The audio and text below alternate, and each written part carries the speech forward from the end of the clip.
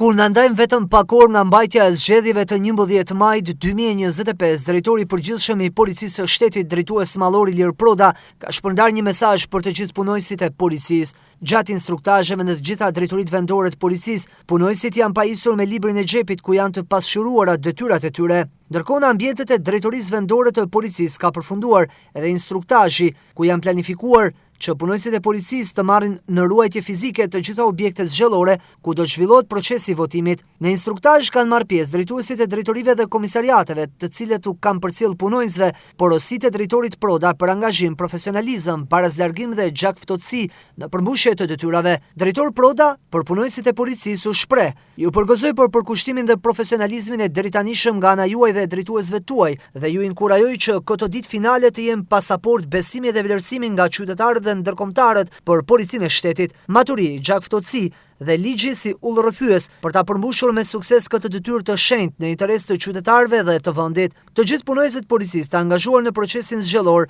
janë shpërndarë librat e xhepit me detyrat që duhet përmbushin në fazën finale të këtij procesi. Punojësit e policisë janë shpërndarë në vendet e planizuara për shërbim për të ruajtur objektet zgjedhore. Në të gjithë vendin në bazë të dhënave të drejtorisë së përgjithshme të policisë së shtetit, janë të shpërndarë mbi 5.000 punonjës, të cilët do të ruajnë qendrat e votimit dhe paralelisht më pas do të zbarkojnë edhe në qendrat e numërimit deri në përmbytje të plotë të këtij procesi të rëndësishëm për vendin.